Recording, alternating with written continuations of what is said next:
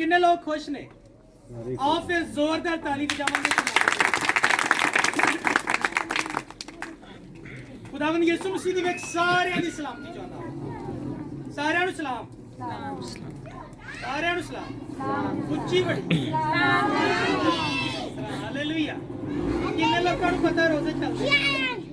सब नूं पता रोजे चलदे। रोजे रखदा केड़ा केड़ा? ਇੱਥੇ ਨਹੀਂ ਕਿਸੇ ਨੂੰ ਨਹੀਂ ਬੈਠੇ ਬਾਬੂ ਜੀ ਜੁਮਾ ਸ਼ੁਰੂ ਕਰਾਂਗੇ ਜਦੋਂ ਸਾਡੀ ਜੁਮਾ ਛੁੱਟੀ ਹੁੰਦੀ ਹੈ ਜੁਮਰਾਤ ਤੇ ਜੁਮਾ। मैं ਤੁਹਾਨੂੰ ਅੱਜ ਇੱਕ ਹੋਰ ਚੀਜ਼ ਨਵੀਂ ਚੀਜ਼ ਸਿਖਾ ਕੇ ਜਾਵਾਂਗਾ। ਉਸ ਤਰ੍ਹਾਂ ਤੁਹਾਨੂੰ ਪਤਾ ਕੀ ਫਾਇਦਾ ਤੁਹਾਨੂੰ ਕੀ ਹੋਏਗਾ? ਤੁਸੀਂ ਜਦੋਂ ਮਰਜ਼ੀ ਰੋਜ਼ਾ ਰੱਖ ਸਕੋਗੇ। ਔਰ ਰੋਜ਼ੇ ਦਾ ਤਰੀਕਾ ਕਰ ਕੁਝ ਹੋ ਰਹੇਗਾ। ਉਹਨੂੰ ਕਹਿੰਦੇ ਨੇ ਕਮਿਟਮੈਂਟ ਵਾਲਾ ਰੋਜ਼ਾ, ਕਿ ਅਸੀਂ ਕਮਿਟ ਕਰਾਂਗੇ ਖੁਦਾ ਦੇ ਨਾਲ ਕਿ ਖੁਦਾਵੰਦ ਮੈਂ ਸਿਰਫ 4 ਘੰਟੇ ਦਾ ਰੋਜ਼ਾ ਰੱਖਣਾ ਹੈ। ਕਿੰਨੇ ਘੰਟੇ ਦਾ? 4 ਘੰਟੇ ਦਾ, ਜਾਂ ਮੈਂ 2 ਘੰਟੇ ਦਾ ਰੱਖਣਾ ਹੈ, ਜਾਂ ਮੈਂ 6 ਘੰਟੇ ਦਾ ਰੱਖਣਾ ਹੈ। ਇੱਕ ਇਹ ਵੀ ਰੋਜ਼ਾ ਹੁੰਦਾ ਹੈ, ਕਮਿਟਮੈਂਟ ਦਾ ਰੋਜ਼ਾ ਇਹਨੂੰ ਕਹਿੰਦੇ ਨੇ, ਕਿ ਅਸੀਂ ਖੁਦਾ ਦੇ ਨਾਲ ਕਮਿਟ ਕਰ ਲੈਣੀ ਹੈ ਕਿ ਖੁਦਾਵੰਦ 4 ਘੰਟੇ ਜਿਹੜਾ ਨਾ ਮੈਂ ਨਾ ਕੁਝ ਖਾਣਾ ਹੈ, ਨਾ ਕੁਝ ਗਲਤ ਬੋਲਣਾ ਹੈ, ਨਾ ਮੈਂ ਕੁਝ ਗਲਤ ਸੁਣਨਾ ਹੈ, ਨਾ ਕੁਝ ਗਲਤ ਦੇਖਣਾ ਹੈ। 4 ਘੰਟੇ ਲਈ ਮੈਂ ਆਪਣੀ ਬੋਡੀ ਨੂੰ ਕੰਟਰੋਲ 'ਚ ਰੱਖਾਂਗਾ। ਜਦੋਂ ਤੁਸੀਂ 4 ਘੰਟੇ ਲਈ ਇਹਨੂੰ ਕੰਟਰੋਲ ਕਰਨਾ ਸਿੱਖ ਜਾਓਗੇ ਨਾ, ਫਿਰ ਥੋੜੇ ਦਿਨਾਂ ਬਾਅਦ ਤੁਸੀਂ ਆਪਣੇ ਆਪ ਨੂੰ ਕਹਿਣਾ ਕਿ ਹੁਣ ਮੈਂ 6 ਘੰਟੇ ਲਈ ਇਹਨੂੰ ਕੰਟਰੋਲ 'ਚ ਰੱਖਣਾ ਹੈ। ਗੱਲ ਸਮਝ ਆਈਏ? ਮੇਨ ਮਕਸਦ ਰੋਜ਼ੇ ਰੱਖਣ ਦਾ ਇਹ ਹੁੰਦਾ ਹੈ ਕਿ ਅਸੀਂ ਆਪਣੀ ਬੋਡੀ ਨੂੰ ਕੰਟਰੋਲ ਕਰਨਾ ਹੈ, ਖਾਣ ਪੀਣ ਤੋਂ ਕੰਟਰੋਲ ਕਰਨਾ ਹੈ, ਬੁਰੀਆਂ ਰਵਸ਼ਾਂ ਤੋਂ, ਬੁਰੇ ਕੰਮਾਂ ਤੋਂ ਕੰਟਰੋਲ ਕਰਨਾ ਹੈ। ਤੇ ਜਦੋਂ ਅਸੀਂ ਬੁਰਾ ਬੋਲਣਾ, ਬੁਰਾ ਵੇਖਣਾ, ਬੁਰਾ ਸੁਣਨਾ ਤੇ ਆਪਣੀ ਅੰਦਰੋਂ ਕੁਝ ਬੁਰਾ ਬਾਹਰ ਕੱਢਣਾ ਤੇ ਬਾਹਰੋਂ ਕੁਝ ਬੁਰਾ ਆਪਣੀ ਜ਼ਿੰਦਗੀ ਦੇ ਵਿੱਚ ਲੈਣਾ, ਜਦੋਂ ਇਹ ਸਿੱਖ ਗਏ, ਮਤਲਬ ਕਿ ਅਸੀਂ ਬਾਈਬਲ ਦੇ ਮੁਤਾਬਕ ਜ਼ਿੰਦਗੀ ਬਸਰ ਕਰਨਾ ਸਿੱਖ ਗਏ। ਕਿੰਨਾ ਸੋਹਣਾ ਫਾਰਮੂਲਾ ਹੈ, ਮੁਸ਼ਕਲ ਕੰਮ ਤੇ ਨਹੀਂ ਹੈਗਾ। ਮਤਲਬ ਮੈਂ 4 ਘੰਟੇ ਹਾਲੇ ਵੀ ਜ਼ਿਆਦਾ ਕਿਹਾ, ਤੁਸੀਂ 2 ਘੰਟੇ ਦਾ ਸ਼ੁਰੂ ਕਰ ਸਕਦੇ ਜੀ ਕਿ ਖੁਦਾਵੰਦ 2 ਘੰਟੇ ਜਿਹੜਾ ਨਾ मैं अपनी जुबान तो कुछ गलत नहीं बोल रहा। काका मैंने कहा इसको छोड़, तुम सिर्फ मेरी तरफ देखो, इसको नहीं पकड़ना। अच्छा गल्लां समझ आईयां ने? बाइबल दे विच लिखिया है, जिहड़ा असीं हवाला पढ़न लगे हां, मत्ती दी अंजील 6वां चैप्टर दी उहदी 16वीं आयत। मत्ती दी अंजील बोलना जरा, मत्ती दी अंजील उहदा 6वां बाब उहदी 16वीं 17वीं ते 18वीं आयत। ये हवाला याद रखना जे, मैं अगले अतवार आके सुनना जे तुहाडे कोलों। मत्ती दी अंजील 6वां बाब उहदी 16वीं आयत तो लैके 18वीं आयत तक।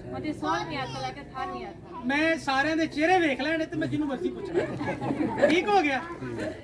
ते इत्थे लिखिया है, हुण जरा सुनना जे ध्यान नाल, गल नूं सुनना जरा। लिखिया है, और जब तुम रोजा रखो, और जब तुम रोजा रखो तो रियाकारों की तरह अपनी सूरत उदास न बनाओ, क्योंकि वो अपना मुंह बिगाड़ते हैं ताकि लोग उनको रोजादार जाने। मैं तुमसे सच कहता हूं कि वो अपना अजर पा चुके। बल्कि जब तुम रोजा रखो तो अपने सर में तेल डालो और मुंह धो, ताकि आदमी नहीं बल्कि तेरा बाप जो पोशीदगी में है तुझे रोजादार जाने। इस सूरत में तेरा बाप जो पोशीदगी में तुझे देखता है तुझे बदला देगा। कलाम खुदा का पढ़ा जाना, सुना, समझा और कबूल किया जाना हम सबों के लिए बाइश बरकत हो। सब ऊंची आवाज में कहेंगे आमीन आमीन। हुण जिहड़ा हवाला तुहाडे सामने पढ़िया है, इहदे च लिखिया है, और जब तुम रोजा रखो। किदों? कोई टाइम पीरियड लिखिया? लिखिया जब तुम रोजा रखो। ये जब जिहड़ा लफ्ज है ना, ये जब जिहड़े रोजे चलदे पे ने, ये जब इन्हां दिनां च भी रोजा रखिया जा सकदा है, ते ये जब रोजा ये रोजा तो बाद भी रखिया जा सकदा है। यानी कि इहदे लई कोई टाइम पीरियड मुकर्रर नहीं दा कि असीं ये 40 दिनां दे विच ही रोजे रख सकने आ ते असीं कहिए ओहो मैं रोजे नहीं रख सकिया ते हुण रोजे तां लंघ गए ने। और रोजे किदे नहीं लंघदे, रोजा जिदों मर्जी असीं रख सकने आ। ते लिखिया है कि बस ये है कि जिदों तुसीं रोजा रखना है ना, जिदों भी रोजा रखना है, रियाकारां दी तरह सूरत उदास नहीं बनानी। रियाकार की हुंदा है? रियाकार दा मतलब हुंदा है दिखावा करने वाला, वखावा करने वाला, कि मेरा रोजा हाय रोजा लग गया, ਹਾਏ ਮੇਰੇ ਢਿੱਡ 'ਚ ਪੀੜ ਤੇ ਹਾਏ ਮੇਰੀਆਂ ਵੱਖੀਆਂ ਪੀੜ ਕਰਨ ਲੱਗ ਪਈਆਂ ਨੇ। ਇਹ ਦਿਖਾਵੇ ਤੇ ਰੋਜ਼ਾ, ਯਾਨੀ ਕਿ ਦੱਸਣਾ ਲੋਕਾਂ ਨੂੰ, ਜਿੰਦੇ ਕੋਲ ਖਲੋਣਾ ਉਹਨੂੰ ਕਹਿਣਾ ਯਾਰ ਮੇਰੇ ਕੋਲ ਅੱਜ ਕੰਮ ਨਹੀਂ ਹੋ ਰਿਹਾ, ਮੈਂ ਰੋਜ਼ਾ ਰੱਖਿਆ ਹੈ। ਹੁੰਦਾ ਹੈ ਨਾ ਇਸ ਤਰ੍ਹਾਂ, ਜਿੱਥੇ ਖਲੋਣਾ ਉੱਥੇ ਕਹਿਣਾ ਯਾਰ ਇੱਕ ਤਾਂ ਮੈਂ ਨਾ ਇਕੱਠੇ 2 ਰੋਜ਼ੇ ਰੱਖ ਬੈਠਾ ਵਾਂ, ਬੜਾ ਮਸਲਾ ਖਰਾਬ ਹੋ ਰਿਹਾ। ਕਿਉਂ? ਗੱਲਾਂ ਗੱਲਾਂ 'ਚ ਦੱਸਣਾ ਕਿ ਮੈਂ ਰੋਜ਼ੇ ਰੱਖਣਾ ਪਿਆ ਵਾਂ। ਇਸ ਲਈ ਬਾਈਬਲ ਕਹਿੰਦੀ ਏ ਕਿ ਰਿਆਕਾਰਾਂ ਦੀ ਤਰ੍ਹਾਂ ਰੋਜ਼ਾ ਨਹੀਂ ਰੱਖਣਾ। ਲੇਕਿਨ ਇੱਥੇ ਜਦੋਂ ਯਿਸੂ ਮਸੀਹ ਗੱਲ ਕਰਦੇ ਪਏ ਸੀ ਤੇ ਇੱਥੇ ਰੱਖਦੇ ਪਏ ਸੀ ਯਹੂਦੀ ਲੋਕਾਂ ਨੂੰ ਸਾਹਮਣੇ। ਫੱਕੀ ਫਰੀਸੀ ਉਹ ਜਦੋਂ ਰੋਜ਼ਾ ਰੱਖਦੇ ਪਤਾ ਕੀ ਕਰਦੇ ਸੀ?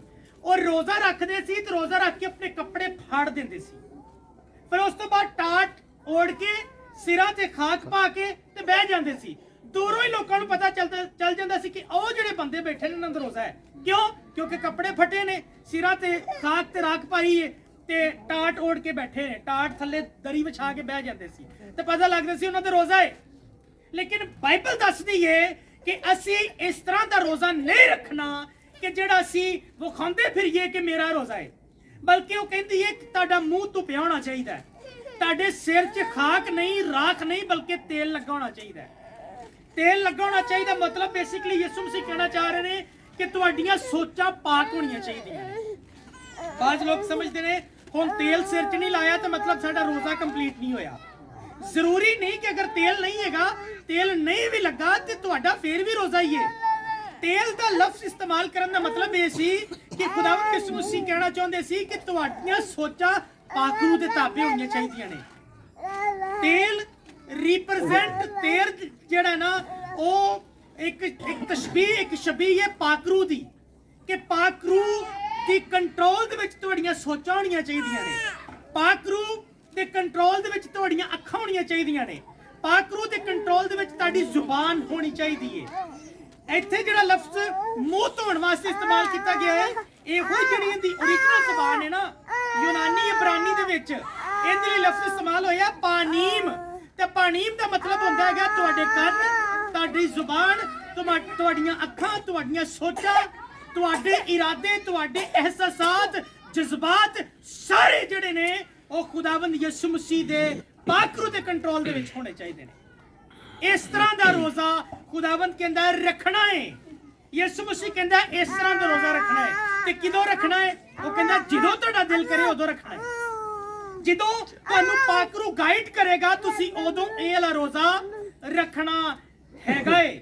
ਤੇ ਅਸੀਂ ਇੱਕ ਤਰੀਕਾ ਕਰ ਦੱਸਨੇ ਆ ਜਿਹੜੇ, ਕਿਉਂਕਿ ਕੁਝ ਲੋਕਾਂ ਨੂੰ ਆਦਤ ਨਹੀਂ ਹੁੰਦੀ ਰੋਜ਼ਾ ਰੱਖਣ ਦੀ, ਮਤਲਬ ਉਹ 24 ਘੰਟੇ ਦਾ ਰੋਜ਼ਾ ਨਹੀਂ ਰੱਖ ਸਕਦੇ, ਉਹ 6 ਘੰਟੇ ਦਾ ਰੋਜ਼ਾ ਨਹੀਂ ਰੱਖ ਸਕਦੇ, ਜਾਂ ਫਿਰ 12 ਘੰਟੇ ਦਾ ਰੋਜ਼ਾ ਨਹੀਂ ਰੱਖ ਸਕਦੇ। ਉਹ ਕਹਿੰਦੇ ਨੇ ਕਿ ਜੀ ਮੇਰੇ ਕੋਲ ਜਾਣਾ ਨਾ 4 ਘੰਟੇ ਬਾਅਦ ਅਗਰ ਮੈਂ ਸਿਗਰਟ ਨਾ ਪੀਵਾਂ ਤੇ ਮੈਨੂੰ ਚੱਕਰ ਆਉਣ ਲੱਗ ਪੈਂਦੇ ਨੇ, ਮੈਂ 3 ਘੰਟੇ ਬਾਅਦ ਚਾਹ ਨਾ ਪੀਵਾਂ ਤੇ ਮੈਨੂੰ ਪ੍ਰੋਬਲਮ ਹੋਣ ਲੱਗ ਪੈਂਦੀ ਹੈ। ਇਹ ਕੁਛ ਆਦਤਾਂ ਨੇ ਜਿਹੜੀਆਂ ਅਸੀਂ ਆਪਣੀ ਬੋਡੀ ਦੀਆਂ ਬਣਾ ਲਈਆਂ ਨੇ।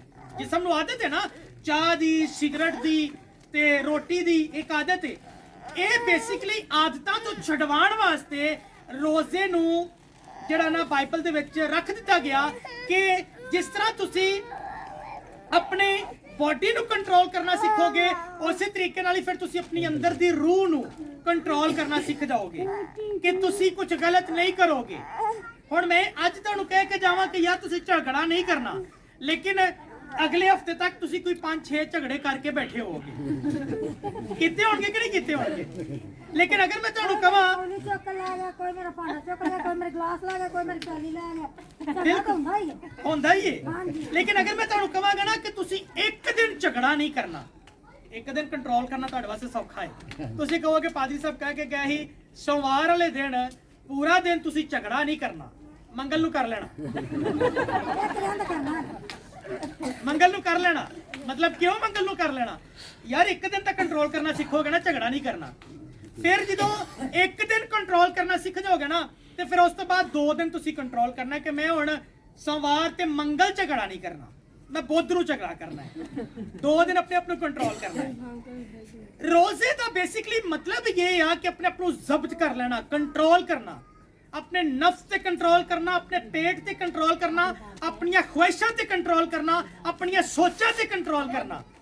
ते जो असीं कंट्रोल करना सीख जाने ना मतलब कि असीं रोजे की हालत दे विच हैगे, फिर सानू भुखिया रहने की जरूरत नहीं हैगी कि मैं हुण 1 दिन का, 7 दिन का, 21 दिन का, 40 दिन का रोजा रखांगा। ਤੇ ਖੁਦਾ ਖੁਸ਼ ਹੋ ਜਾਏਗਾ। ਖੁਦਾਵੰਦ ਸਾਡੇ ਭੁੱਖਿਆ ਰਹਿਣ ਤੋਂ ਖੁਸ਼ ਨਹੀਂ ਜੇਗਾ।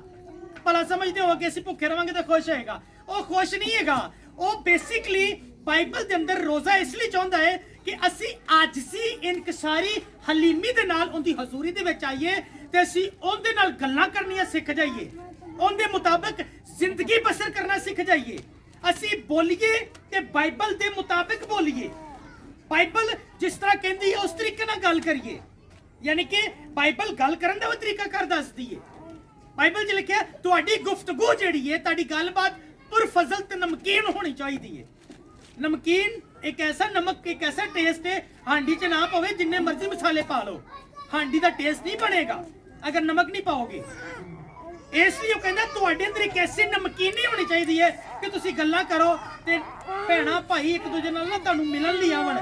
ਨਹੀਂ ਯਾਰ ਉਹ ਬੜੀਆਂ ਅੱਛੀਆਂ ਗੱਲਾਂ ਕਰਦਾ ਹੈ, ਉਹ ਬੜੀਆਂ ਸੋਹਣੀਆਂ ਗੱਲਾਂ ਕਰਦਾ ਹੈ, ਮੈਂ ਉਹਨੂੰ ਸਲਾਮ ਕਰਨਾ ਵਾ, ਉਹ ਅੱਗੋਂ ਝੁੱਕ ਕੇ ਸਲਾਮ ਕਰਦਾ, ਜਨਾਬ ਤੁਹਾਨੂੰ ਵੀ ਸਲਾਮ। ਤੇ ਅਗਰ ਅਸੀਂ ਇਸ ਤਰ੍ਹਾਂ ਕਰਾਂਗੇ ਤੇ ਜਿਹਨੂੰ ਤੁਸੀਂ ਇੱਕ ਦਫਾ ਇਸ ਤਰ੍ਹਾਂ ਸਲਾਮ ਕਰੋਗੇ, ਕੀ ਹੁੰਦਾ ਦੂਸਰੀ ਦਫਾ ਦਿਲ ਨਹੀਂ ਕਰੇਗਾ ਕਿ ਮੈਂ ਉਹਨੂੰ ਸਲਾਮ ਕਰਾਂ? ਕਰੇਗਾ ਨਾ।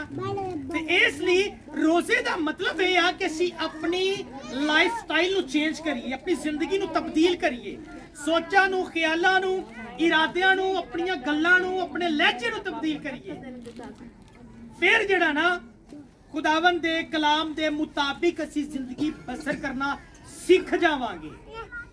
ਹੁਣ ਮੇਰੇ ਨਾਲ ਤੁਸੀਂ ਇੱਕ ਵਾਅਦਾ ਕਰਨਾ ਹੈ, ਇਸ ਹਫਤੇ ਦੇ ਵਿੱਚ, ਪੂਰੇ ਹਫਤੇ ਦੇ ਵਿੱਚ, ਜਦੋਂ ਅਗਲੇ ਐਤਵਾਰ ਅਸੀਂ ਆਣਾ ਹੈ ਤੇ ਤੁਹਾਡੇ ਚੋਂ ਹਰ ਬੰਦੇ ਨੇ, ਹਰ ਭੈਣ ਨੇ, ਹਰ ਭਾਈ ਨੇ 2 ਘੰਟੇ ਦਾ, 4 ਘੰਟੇ ਦਾ, 6 ਘੰਟੇ ਦਾ, ਜਿਸ ਤਰ੍ਹਾਂ ਤੁਹਾਨੂੰ ਲੱਗੇਗਾ ਕਿ ਮੈਂ ਇੰਨੇ ਘੰਟੇ ਆਪਣੇ ਆਪ ਨੂੰ ਨਾ ਕੰਟਰੋਲ 'ਚ ਰੱਖ ਸਕਣਾ ਵਾ, ਰੱਖ ਸਕਣੀ ਹੈ। ਮੈਂ 3 ਘੰਟੇ ਚੁਗਲੀ ਨਹੀਂ ਕਰਾਂਗੀ ਕਿਸੇ ਦੀ ਵੀ, ਠੀਕ ਹੈ?